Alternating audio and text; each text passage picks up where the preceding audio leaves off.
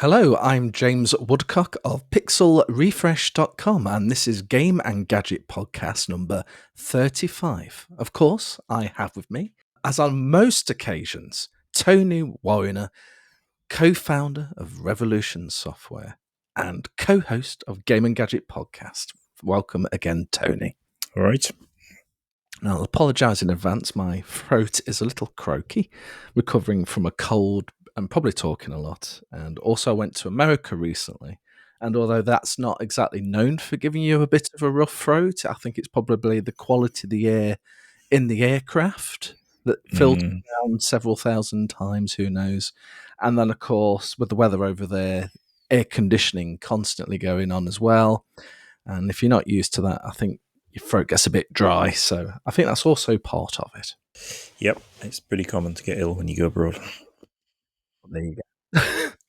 But the main, well, not the main reason, but one of the reasons I went to America was in the hope that I'd be able to add to my collection a SEGA Genesis.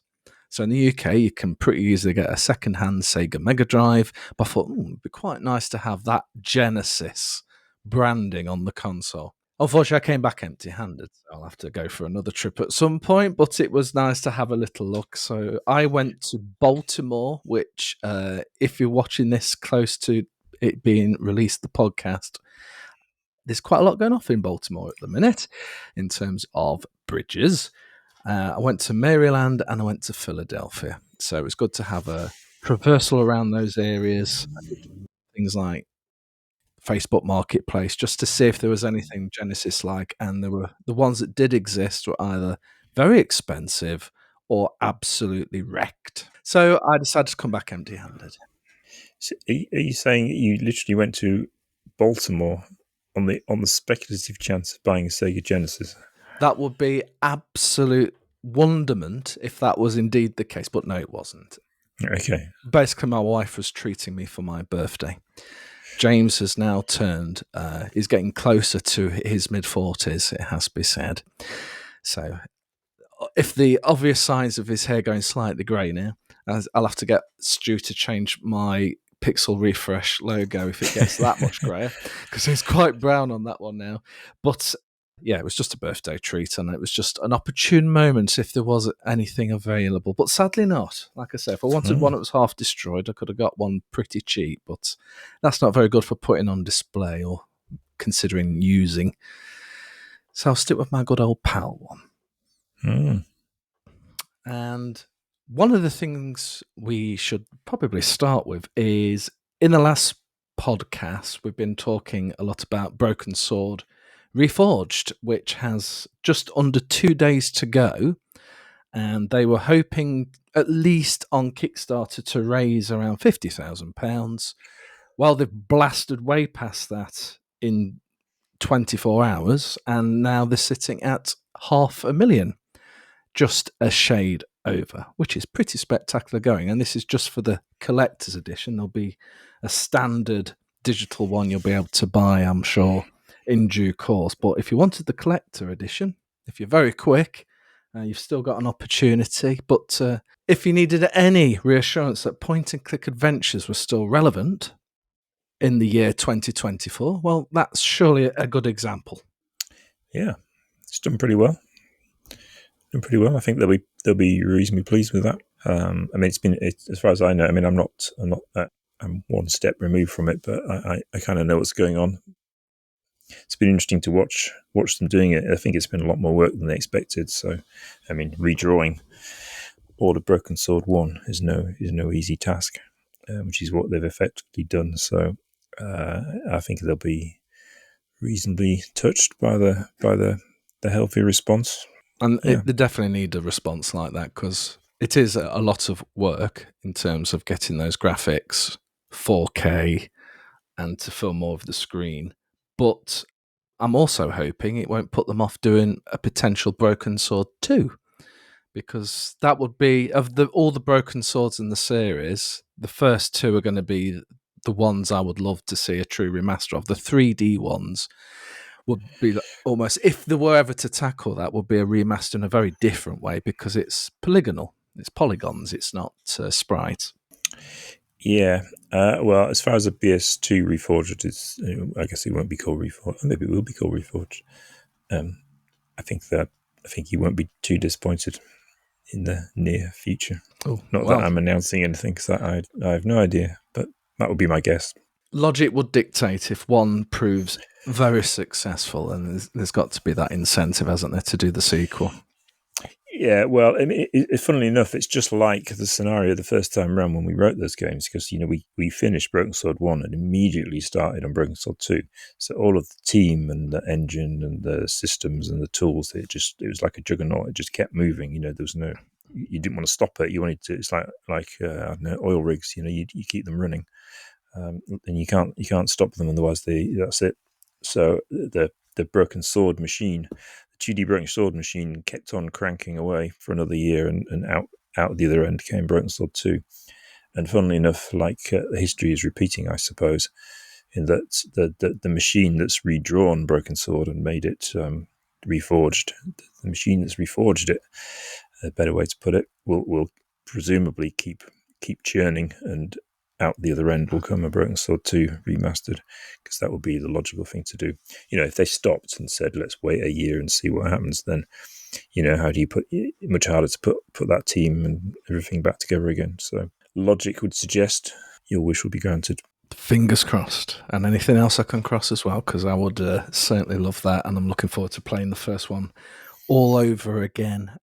But going back to when we think back to when the original Broken Sword was actually created back in the day, in terms of it's probably easy to look back and think now, oh yes, it was successful, has left quite a mark in point-and-click adventure games where people would pick that well within probably, if not the top 10, the top 5.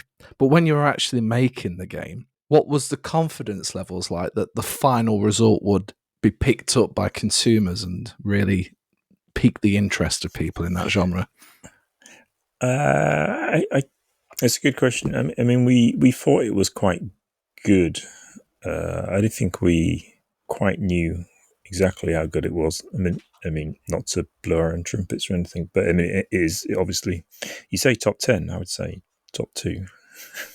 Well, it's certainly my number 2. To blow that trumpet. I would say, no, yeah, should. top 2, probably top 2 of one of the top 2 adventures ever written. So, with the benefit of hindsight, because no one knew what was going to happen. So we didn't know it was that good when we were writing it. And of course, as you probably know, if you follow the history of what people have said, that the first review that ever came out for it was really bad, the PC Zone one, which went spectacularly wrong because it was done off a preview, and there was all sorts of weird politics going on with the publisher and the magazine and all the rest of it. So the first review was bad, and we were like, oh dear, this isn't good, because it's just the first one, but what's the second one going to be like if the first one's bad? And the first one should have been reasonably good because it was all done as a special preview, so you'd expect it to be. I mean, it was a bit buggy, but and normally you don't send out too early releases to magazines, but there was an understanding that it might have been a bit buggy, but to look beyond that and try and ascertain that it was good or bad, despite a few bugs. And obviously it went spectacularly wrong, and they said it was terrible. and the publisher went crazy, and there was all sorts of flack flying for months on end. But then, of course, like a month later, the regular reviews started coming through, and they were all, each and every one of them, extremely enthusiastic. So at that point, we only then really, because this is pre-internet, pretty much, you didn't really know. You had no, the magazines were extremely powerful in that they were setting practically all of the opinion. So what they were saying was very important. So you'd literally sit and wait for those magazines to pop up in WH Smith's and see what they said. But they were all, from that point on, they were all very good. So then we started to think it was quite a good game. But it's only years later you realise just how good it was, because 25 years or whatever it is now, or is it 30? Is it 30? Or is it 25? It's 25, isn't it? 26, 20. Yeah, because it's past 30 this month, isn't it? So it can't be, it must be like 3 years less than that. Forgive my maths. But coming on for nearly 30 years later, who would have thought people would still be playing it and talking about it and redrawing it and all those things? So, you could never have foretold any of that stuff. And when you look at, it was certainly a busy genre around that time. I mean, you had giants like LucasArts with Sam and Max, Day of the Tentacle, Full Throttle. And there was other ones around like Toonstruck. And the list goes on and on. The Gene Machine probably came out a little bit later than that, which didn't really take off. But that was a quirky point-and-click adventure in itself. But if looking at what Revolution Software released in terms of Lure of the Temptress, Beneath a Steel Sky, and then Broken Sword, LucasArts had this almost consistent style along a lot of the games and humour that it would use. And although the story and the characters were very different, you could tell it was LucasArts. But I always felt with Revolution Software, the 3 games, although had that little comedy quirk, which is very Revolution, they were still very different styles of games, I would suggest. I don't know how you feel about that, Tony. The first 3 would be, yeah, totally different. And do you think that was just because of the span of time between each game, or just the way technology was evolving around that time? Well, I guess we were getting much better. I mean, when we did Lure of the Temptress, we didn't really know what we were doing at all, and then we doubled our ambition for Steel Sky. We used the technology moved on. We used a new engine. We used different art style because we looked. I guess it's because we looked externally for certain types of talent.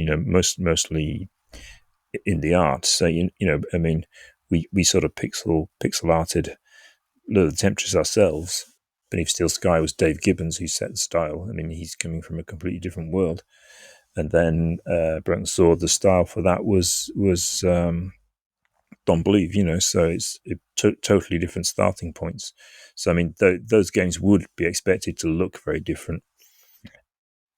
I mean, as you suggest, there is a vein of similarity in the writing because that was coming from us, So the most common thing would be the writing, that because we pretty much did that all ourselves, and it was the same. It was the same writers, and same designers as well, of course.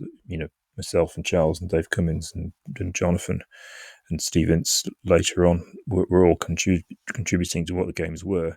So I mean that's the common thread, but what they looked like was always going to be totally different, and sound like as well, because you had Barry on Broken Sword, which brought a completely different feel to it. And in terms of the development going from game to game, how did you look at that? Did you look at the platforms that were available at the time and what you could get the best out of them? And there must have been decisions of, particularly in the PC space, what the basic requirements would be to run a game like Broken Sword, where you want it to look as beautiful as possible, but you don't want it to be so highly detailed that it's not going to run unless you've got this super expensive PC of the time. I'm guessing there was a very key balance and thought process in that as well. There was a PC. I mean, you forget it now, but the PC was a nightmare because you'd have to predict. There'd be like a low. There'd be like three specs. There'd be low, mid, and high spec, and you'd go, and the publisher would say, these are what we think the machine's spec levels will be in whenever your game's coming out, and everyone would get that wrong anyway. So we'd all be going, oh yeah, a year's time, and of course it would be 2 years' time or whatever, or more. Depends on the game. So there'd be a prediction of what the market levels would be for graphics spec and CPU spec and all the rest of it. These would be written down on a piece of paper, and that's what you'd kind of aim at. I suppose we would go like mid spec, we because we weren't pushing polygons or anything weird like that. So it was sprites, but then you'd go, how much storage, and is it going to be floppies? Is it going to be CDs? Is it going to be installed on a hard drive? There was a lot of variables. It was quite difficult. I mean, you forget all that stuff. It was PC was like a major headache. I mean, in some ways the consoles were great because it was a fixed spec, And did you have much fun with compatibility? Because, like you say, the era, the CPUs had some consistency. But in terms of sound cards and graphics cards, I mean, before we even get to the 3D era, graphics cards, even 2D cards, could be a little bit intriguing and behave differently. There was never a major problem. I mean, what you'd have with a PC was edge cases. So someone would write to you and say, it doesn't work on my PC, and you'd go, probably not, we don't know why. What is it? And it would be like some graphic card you'd never heard of or something.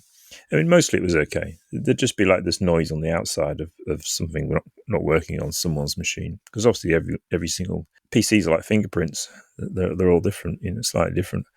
There was no two exactly the same, so you never really knew. But we never had a massive problem. We didn't get like millions of returns for some thing that we'd not thought of, And there'd be huge testing anyway. It would all go off to some company that would run it on 1,000 different PC combinations. So you had a rough idea, but there was always someone. Was there a patch release for the original Broken Sword? Not that I remember. Don't think so. Just having a quick look to see if there's anything obvious online. Yeah, I don't think so. I don't know if trouble is now it's very hard to tell if it was like an official patch or some community retro enthusiasts created. It's possible you would, once they'd come to do another run. It's like books, really. There'd be like a first run, and they'd make 20,000 of them to cover the pre-sales, and then they'd go back and make a load more if it was still selling. I mean, at that point, you potentially had an option to slip a newer master in. I don't know if we did that. I can't remember. Maybe Steel Sky we did. I think maybe Steel Sky was a bit flakier. I don't think Broken Sword was. Yeah, of course, around beneath the Steel Sky era, you were not just targeting PC, you were targeting Amiga, where you're having to down-res some of the colours that were used to work nicely on the Amiga. And you're coming into like that multi-platform universe. I mean, at least nowadays there's a little bit of consistency, but the pressure when you release a game to release it on multiple platforms, I'm not sure if that's a wonder of the modern age or a stress for a developer that, oh gosh, if I want to... Yes, there's some consistency here on the PC. Steam Deck, maybe there's a lot of similarities because it's basically just a portable computer. But what if I want to put it on X, Y, and Z? Broken Sword VR, that's in 2030 maybe. Yeah, maybe. Yeah, well, I suppose. I mean, I'm saying it was a thing of the past. I mean, if you're writing a big 3D game now, you have those same things, don't you? You have to say what's Unity or Unreal or something going to be like in 3 years' time, and what the machine's going to be. Are you really going to aim at the next graphic card? I mean, that's where the top end PC games industry still is, I suppose, just as it always was. You see all these crazy PCs, water cooled things, don't you? People are building to play whatever it is at full optimization. Broken Sword as played on a... Yeah. But do you remember Broken Sword 2? It had a slider. It had a graphic, and you could... we'd written code to like anti-alias and stuff like that, which was it was all CPU power. So that was basically a slider for features that would use more CPU. So I mean, we were doing it even then, I guess. Same as they do now. I mean, if you buy a big PC game now, you can slide the frame rate and the how good are the shadows, how good is the lighting, all that kind of stuff. It's the same stuff. Oh, absolutely. In the modern age 3D graphics, customizing it to your rig, a lot of, like you say, what user recommended, and it may do a benchmark on the back of that. But, you've got full control over so many different aspects of the game, which may be a blessing because you're trying to get the best visuals versus the best performance and creating a balance between the two. I'm sure a lot of people would be targeting 60 frames per second and then tweaking the graphics as so. And there's all these wonderful technologies now where in the 3D graphics space, upscaling and doing some clever AI, particularly like DLSS on the NVIDIA side. NVIDIA's just racing away in terms of technology in the 3D graphics space, and I'm sure in the AI people would agree as well that they're doing particularly well, hence their valuation as a company has absolutely gone insane at the moment. But others seem to be lagging. There's only really AMD that's a major competitor there, and Intel's dabbling, which is quite nice to see. But even Sony now is doing a PS5 Pro, it looks like, will be announced at some point with leaked spec. I'm not sure we need a Pro, if I'm completely honest, given I don't feel like this generation's really made its mark at all. It's the worst thing they could ever do, to be honest. They need to lock these specs down for like years and years. I mean, obviously nobody wants to hear that, gamers and stuff, but Sony are a couple of weeks ago laying off thousands of people and closing studios. Well, it's because the games aren't making enough money, and that they're not making enough money because they must be taking too much money to make. You'd think that would be the logical conclusion, wouldn't you? So yeah, a new higher res, whatever it is, higher power PlayStation 5 that will split the spec so everyone's got two machines, two PlayStations to support instead of one. Yeah, that'll bring costs down, won't it? Great move. Well, imagine if they do an Xbox Series X Pro. On the Microsoft side, that would mean you've got 3 consoles to look after, because you'd have the Series S, the Series X, and whatever the Pro. Yeah, it's all nonsense. I mean, I think that whole AAA end of the games industry is in a slow motion collapse. Basically, it's like a train wreck. You can see it unfolding. It's run out of road. They're all scrabbling around, trying to stuffing these games full of add-ons and game as a service stuff. You see that stuff from Ubisoft where they're saying they're imagining a future where there's only 12 games and each one you subscribe to, and like 6 of them will be Ubisoft games. Well, probably they won't. Oh, because that's what they have to imagine it's gonna be. But if there's only going to be 12 games, then the carnage around it will be extreme. But who's gonna really do that? Who's going to subscribe to a game in the way that to one game in the way that you subscribe to Netflix? Say it's not real, is it? It's not sustainable at all.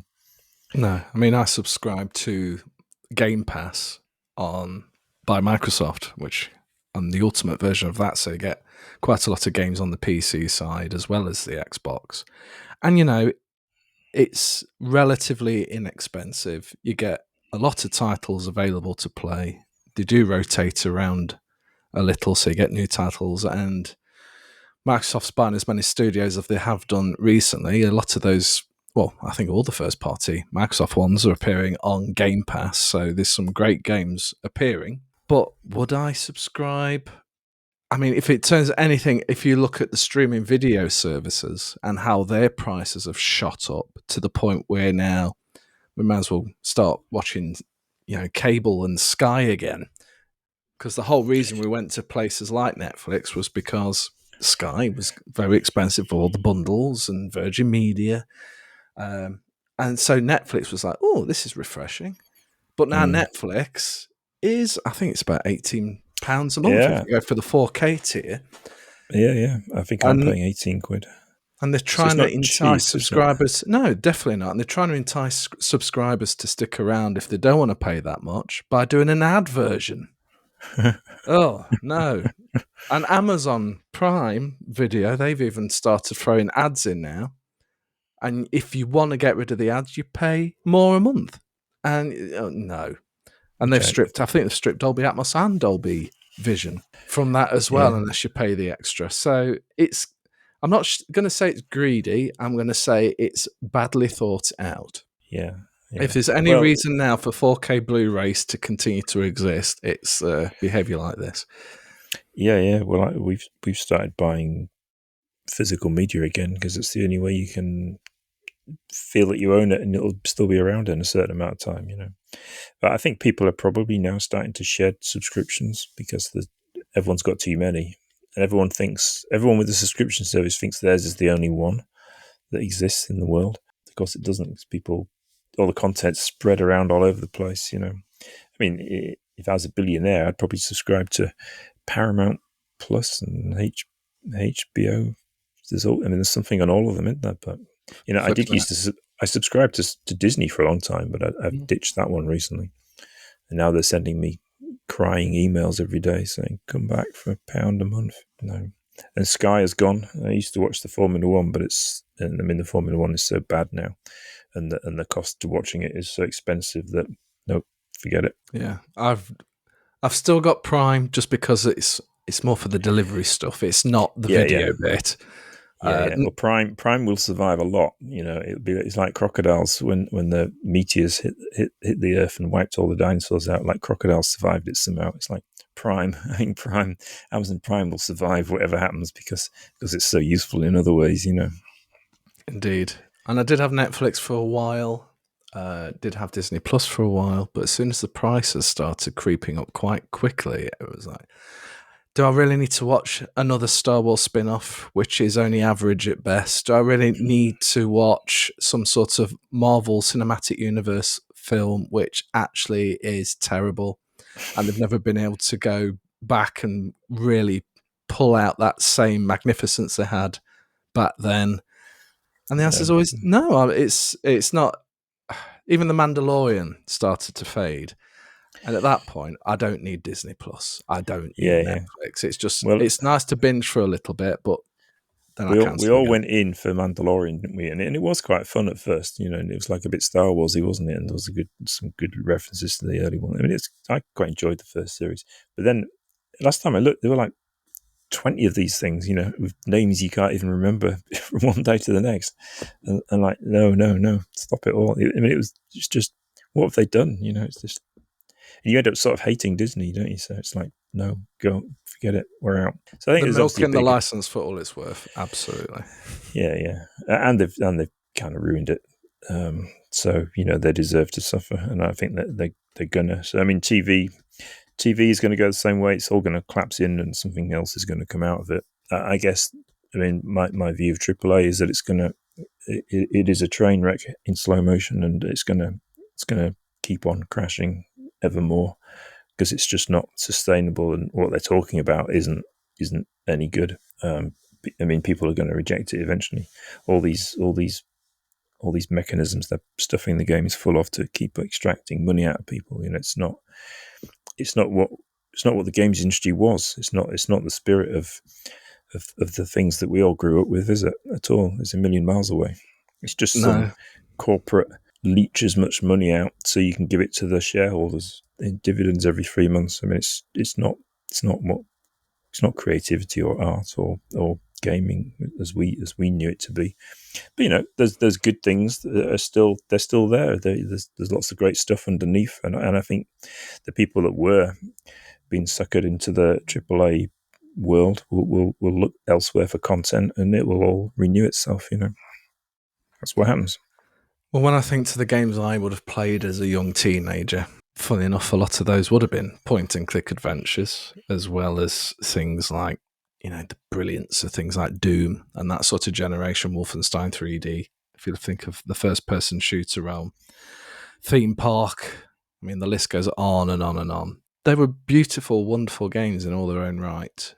I look at the gaming space of now what teenagers, between the ages of 13 and 16 will be playing now. And yes, they're often enticed into these games that are free to play. But all I keep hearing is how they're having to grind to get a higher rank because they don't want to purchase the items within the game. So they're having to defeat the same boss 20 times just to get that little bit further in the game. And I'm thinking, well, where's the fun? Yes, you're advancing, but where's the fun? Where's the story element? What is the purpose of beating this same boss 20 times just to get that little bit further? It's just designed to extract money. It's just, and that's the purpose of the product. It's a product to extract money from these people that are engaging with it, and that's all it is. It's not the essence of the game, which was discovery and fun and all the things we were hooked by as teenagers. That kind of marvel of a new world to discover. I mean, that's all been jettisoned, and it's just this, the dark. What do they call it? The dark arts, or something like that. With what they use to trick people into doing certain behaviors. It's pretty bad stuff. A million miles away from what gaming should be. So, but you can see it. It's all gonna come to a head slowly but surely, and the people running this trickery for the passing of money to shareholders are gonna get their comeuppance, I think. So let's sit back and watch it. Yeah, and don't get me wrong, there are some great AAA titles. One of the series of games I've been loving is Horizon Zero Dawn and Forbidden West that came after that. Just wonderful, really good storytelling, really good graphics, really good adventure, open world. My wife is addicted to Assassin's Creed Valhalla, and that's got a good story behind it as well, and some nice variety. But, I think the worst offender, and I'm sure we've discussed this briefly before as well, is just the mobile space. So I've Oh been, yeah, yeah. obviously on the It's just plane, I wanted something quick to pick up. And I thought, those match 3 puzzle games. Think Candy Crush, but not Candy Crush. I was doing like lots of the different variations along the same theme by other creators and developers and publishing houses. But still, you get so far with it, and then it would say, right, you can't go any further. You've had to quit this level 3 times. You've got to wait 10 minutes or pay X amount. What? I've got another 10 hours on the plane. I want to be able to. So I'd switch to another match 3. That'd keep me going for another bit. And then I again hit the same point. And all the games designed around that of, look, I will gladly pay you a fixed fee for a quality game where it won't keep cutting me off. And maybe you could do a DLC pack or then do version 2 of it, which is like a complete reskin, new game mechanic. No, it's you keep grinding, and you have to, yeah. if you want to pick it up again and not be cut off, you have to pay to get some like lightning energy or whatever they want to define it within that particular game. And it's so frustrating, the mobile space. Well, the best thing that Apple did was Apple Arcade, so you could have that subscription. And there's a nice number of games there where you're not going to keep getting hit with these ridiculous mechanics where it's trying to get more money out of you. I guess so. Yeah, yeah. I mean, I think it should be just what it used to be, really. But you buy a game. I mean, why not buy it and own it, and then you can play it to the end. And if you like it, you play the sequel. But why not? Why not have? I mean, I've said this before. No one takes any notes, obviously. But free to try. Free to try. What's wrong with that? You download the Bejeweled, right? The best, the first and the best of the match 3s. You download it. You play a level.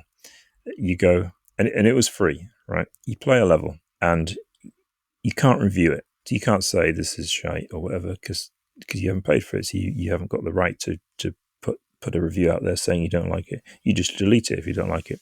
If you do like it, then you pay the £2 or the £3 or whatever it should cost to have all the 20 levels that it's got, and then you can keep playing it to the end without being abused by corporate shenanigans to constantly take the money off you, and you can review it and say if you like it or not. That would fix 99% of the mobile space. But free to try. What's wrong with that? That would do it. That would work. And it would be a built-in mechanism, so everyone would expect the one level or the 20 minutes or something. It would be a formal process. It wouldn't be every game has implemented their own version of it. It'd be an Apple or an Android structural thing so you wouldn't be surprised when it came up and said you've had your 20 minutes or you've had your one level. It would be a formal concept that everyone understood. Well, here's an intriguing notion. You may get your wish sooner than you realise, because there's going to be new stores, at least in the EU, on iOS. Oh, so yeah. Due to the perceived monopoly that Apple has, the EU has said you need to open this up to other storefronts. And Epic's very keen to be one of the first on there. And I'm sure they're going to, or whoever follows along with them, if it does prove to be viable, because I'm sure Apple's making it incredibly difficult, even at this point, to make it worthwhile. I think they are. I think they're going to make it really difficult. So I mean, I think that will drag on for years and years. But Epic will keep moaning about it, and who knows? Because there's a big antitrust thing now in the States as well against Apple, isn't there? The government have filed against them, but that'll go on for years and years as well. So I don't really expect anything much to change. But what I don't understand at the minute is, because of Brexit, where that will leave the UK in that EU decision. I guess we've got a choice whether we match that or we ignore it. Well, we wouldn't be obliged to we would technically be outside of it, but who knows? Yeah. So we may have to do our own investigation into an Apple monopoly and all that jazz. So who knows? We'll just watch this space. But in less dramatic style, Mr. Tony Warriner here has his first article on pixelrefresh.com. It's titled Beneath a Steel Sky Sets as Broken Sword Dawns. And it's actually like a preview of your book, where it's a proper start and finish section with all these media assets as part of that you would normally see in the book. But you can actually... It's what we were just talking about, isn't it? It is indeed. Yeah. Try it for free. Try it for free. Pixelrefresh.com. Tony Warriner, his first article. And, it's a lengthy read. You're certainly not shortchanged by it. It's a good preview of what's to come. And at least at the bare minimum, it gives you an idea of the kind of tone that Tony is setting and what to expect. And it's, I still haven't finished your book. I will get round to it. I should have took it on the flight, really. Bloody hell, James. I know. It's life, my friend. It's life. There's just so much going on. It's ridiculous. Literally, I've got an article to finish on the A3010 behind me, which I'm stuck because I'm struggling to get game capture footage from it. So it's all written. I just can't get the screenshots I want from the footage onto the thing. I've got a CRT article, 90% written, but I've got to find the time to take all the photos of a CRT, and taking photos of a CRT with all its flickering, moving around stuff is also not as easy as it sounds. So you have to persevere with that a bit as well. I've got an article on an Acorn little handheld. Look at that beauty. For those watching at the video, this is a lovely little Acorn pocketbook. So when I saw this with the Acorn logo, I thought, I've got to have that. It's beautiful. And I wanted to write an article on that. Oh, my word. What actually is that? So this is... It looks like a Scion 3. It's literally a clone with an apple, and that'd be hilarious, an Acorn badge on it. But what amazes me more, Tony, is I brought this cheaper because the screen was a little bit screwed on one side, but now it's 100% okay. It's healed. I've had this for about 4 months, and now the screen is absolutely perfect. Happy days. So I guess just because it had been stuffed for a very long time and not used, the LCD was a little bit balked in a place where there was just like a black splodge there, but it's gone. It's perfection. Happy days indeed. Well, that was a nice surprise. Wasn't expecting that. It's the vibes. The positive joy. Well, anything with an Acorn logo, I am certainly there. I love it. Hence why I got the A3010 behind me. I had one when I was 13. Hence why I'm writing this article, because I had it back in the day. And I'm sure I've mentioned in many podcasts where there were the people with Amigas, there was a people with Atari STs, and here was Muggins with his Acorn Archimedes, because that's the one that stood out to me.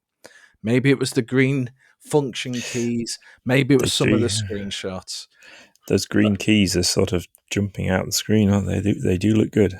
There's a visual pop to it, absolutely. Yeah. And maybe as a 13-year-old, that was part of the appeal. But I think there was a screenshot of like a pool game. I was like, wow, it's like 3D graphics, man. We're talking early 90s here.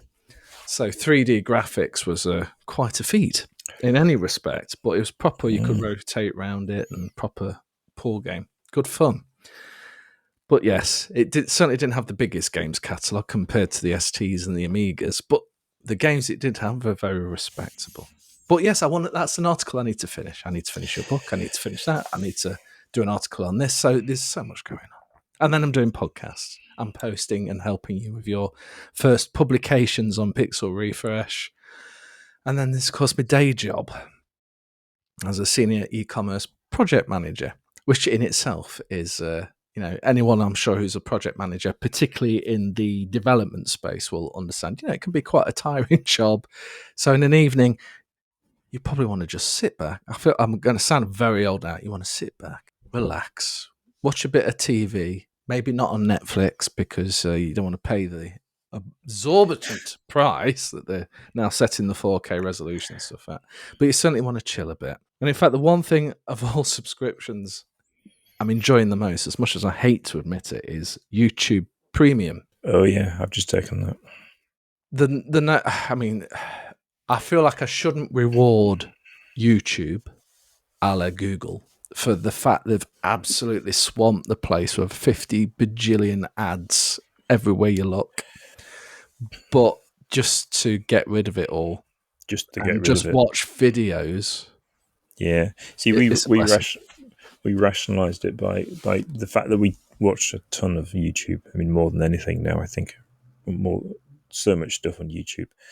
And I guess, I mean, it's twice the price it should be, but we do actually watch it a lot, and there's a lot of good people on it, and it'd be a shame if that content went away. So, and I believe they actually funnel quite a lot of it through to people making videos, but I mean, it's a bit top heavy, but some of it does go through the system, doesn't it? So, Yeah, we exactly. don't truly hate YouTube, which is why we're all subscribing to it. But yeah, it is. Yeah, I've forgotten about that one. Yeah. But if they got detached YouTube Music, which, I mean, I haven't tried it for a while, but still, even though I've got technically YouTube Music as part of Premium, I will still have Apple Music, because YouTube Music, at least the last time I had some experience with it, just wasn't that great. It would keep jumping between the actual official track or the concert performance on the Are you really acoustic Apple Music? version. Yeah, Yeah, I'm surprised. But you're not an iPhone guy, are you? Android. No, Android. Right. So Android phone and Apple Music. It's all very strange, James. It's all very strange. Well, this podcast is going very quickly from one topic to the other. And who knows? They're probably the best kind. But I went for Apple Music for lossless. And although I did Amazon, there was always benefits and disadvantages depending on which service you went to. And I think Amazon, there was no voice control unless you used Amazon's own voice control setup. I won't say the word, begins with A and ends in Gte, but I won't say in case it triggers anybody's device. But you had to use that if you wanted to say, play this music. Well, my house is full of Google speakers, not the Amazon ones, so that's no good to me. So the fact that they made sure that you can only use their setup made that a non-starter, which was a shame because Amazon, I think, was one of the first, if not the first, to go to lossless without an extra cost. And then with Prime, it was slightly cheaper as well. And then they were starting to bring through spatial audio, but again, that was locked to, at least at the time, I don't know if it's improved now, like if you had to have an Amazon speaker to experience that. Really? A single speaker to get spatial audio? No, thank you. That doesn't seem quite right. So Spotify still, after, I think it must be nearly 3 years since they announced lossless was coming, hi-fi, as they called it, I think, nothing. We're still waiting for lossless audio from Spotify. And yes, the apps are great for Spotify, no matter which platform you're using it on. There's a lot of nice extra features like party modes. And if I'm playing a Spotify track on my computer, I can see it on my phone and still change the track and whatnot and pick up where I left off. I love that part of Spotify, but still no lossless. What is going on?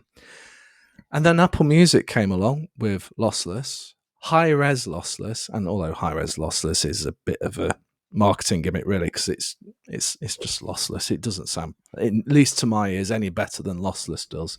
But then it had Dolby Atmos as well. So I've got a Dolby Atmos surround sound downstairs. Sounds great. I've got an Apple TV, so that was like a really good pairing to do that. The Android app for Apple Music is fine. It does the job. The interface is getting better all the time. Okay. And I've got an iPad. So Apple Music obviously works very well on there as well. And spatial audio, you just have any headphones and you'll be fine. You don't need anything special. It's only if you want the head tracking stuff. But I've not really seen the need to, if I move my head to the left, the vocalist will stay in the same spot. It is actually really good. Really? In fact, it's so good because I'm often working and I got my iPad on watching like snooker basically. I watch and cycling. I find I can work to the sound of snooker, unlike or music or snooker. And there's a lot of snooker on the very well reasonably priced Eurosport compared to everything else. So iPad to one side, So you go, right, I'm going to listen to it and not annoy anyone else. So put these things on, the Apple thingies. And it's doing the spatial thing from the iPad, which is down to that side. And you put them on and you're going, and then you go like this, and it does it absolutely so realistically that you have to take them out to see if they're working or not. You can't tell. Tony just turned and swiveled his head, just for those who aren't seeing the video version of this. Turning left to right. You can't tell. That it's so good that you can't tell the difference between reality and the thingies. I mean, it's remarkable how it works. And that's going to be a stereo source as well, not truly surround. Don't know what it is, but it's extremely good. So yeah, I'm impressed by that stuff. But what about for music? Because that's obviously a very fixed. That's a sport. Have you ever tried it with music? In fact, what music service are you using? Spotify. Yeah. I don't know. I just play it on the computer and it comes through the... It's not the same. It's not the same thing, I don't think. Yeah, it's not doing really clever stuff like the iPad does. Yeah, I don't know what's going on. When the iPad's over there, I mean, maybe it is. I've only noticed it watching telly on the iPad. I've not noticed it listening to music, but I guess it's still doing something. Must be. But I do different things. I listen to music on these things. Sony MP4s. XM4s. XM4s. Yeah, whatever they are. Fancy ones. They're really good as well. But that's what I listen to music with. Yeah, I've got a set myself. That was my treat when I was 40. We'll have to get older. We can't help it. Nothing you can do about it. Yeah, the XM4s are beautiful headphones. And although I'm sure the XM5 sound a little bit better and the noise reduction is probably a little bit better too, the fact that you can't fold them like the XM4s is quite a disadvantage. Okay. I'm sure it's only, when you say a little bit, I'm sure it only is a little bit. Exactly that. Yeah. Although I did recently, I must have a Sony sound addiction here. I have the XM4s is it the XM4s they call it? I think it is still the XM4s, but they call it the WHF something. Oh, who knows? But anyway, the XM4s for the earbuds version of the Sony sound, I got those as well. They were they were open box versions, but they've been refurbished. So that doesn't mean you're going to get somebody's wax in your set of earbuds. It looks like Sony's themselves have actually replaced all the earbuds, giving everything a good wipe down. It looks new, but it was like less than half the price. So thank you very much. That's a nice treat. And you know, I didn't want to walk around the streets with great big headphones on. No, I can't do that. Now the XM4's headphones probably great on a plane or in a hotel or in bed when you don't want to disturb somebody else. Fantastic sound. But, you know, when you're walking around, I'd wanted something that was earbud-like, and I'm trying to get fitter again. It's been a while since I thought that was a good idea to get, and go on a lot more walks. That's if you want to miss your Amazon Prime delivery, then the Sony headphones is the way to do it. Because even the doorbell or anything, you're not going to hear it. It's one of the many reasons I got a smartwatch, so I could see smart notifications whenever. I've had to put the vibration mode on quite strong, so I still don't miss it, because if it's on the default and just like a little tap on your wrist, I still miss it if I'm not careful. So it's now on the most intensive. It's the Galaxy Watch 4, which was the first one to have the Android OS instead of Tizen. I don't think they call it Android OS on the watch. I forget the exact name. Wear OS. Yeah, wear. Could you wear it? Obviously. But no, all the Samsung ones before that were Tizen, which, you know, worked actually really well, but you missed on like some of the Google niceties, like Google Wallet, so Google Pay wouldn't work on the Tizen smartwatches. You didn't have Google Assistant. You didn't have the apps like Google Maps. And that's just beautiful, having Google Maps on your watch when you're just navigating around somewhere. And is it monitoring your standing up and walking around constantly? It is. So I've done 1,441 steps today, which is absolutely nothing, because I've spent most of the day driving and business meetings rather than actually exercising. And of course, I finished the day recording the podcast, which doesn't add to my step count either. But I know where I'd sooner be. Not very much. No, I probably did. I talk about my Apple Watch experience? Did I? I don't think so. No. I had a series. Well, I had 2 or 3 of them. The last one I had was a Series 5 or something. But in the end, it was driving me insane because it's got these rings, and like the walking one is all right, I suppose. And but one of them is standing. It's like how many hours you've stood. And you have to stand for 10 minutes every hour, or is it 10 minutes or is it a minute? 10 minutes, I think. Every hour before it'll click on the thing. Now, if you're me, missing an hour is like really bad. It's like the worst. It's just like drives me crazy if I've missed.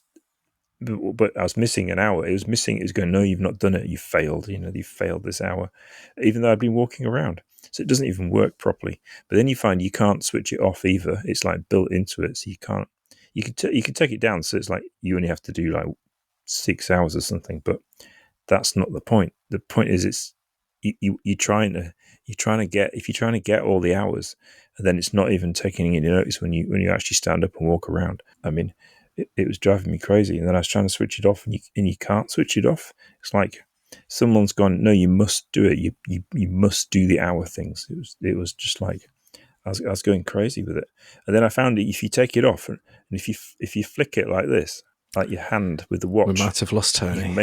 You can fool it, and it'll tick on more effectively than if you actually stood up and walked around for 10 minutes. I was like, no way. I just had to take it off and never put it on again. So I sold I had 2 of them. I sold my Apple Watches. Well, folks, if you ever needed a cliffhanger for the next episode of the Game and Gadget podcast, James, you have disappeared. So Tony will no doubt continue his conversation on his Apple Watch experience in one of our future podcasts.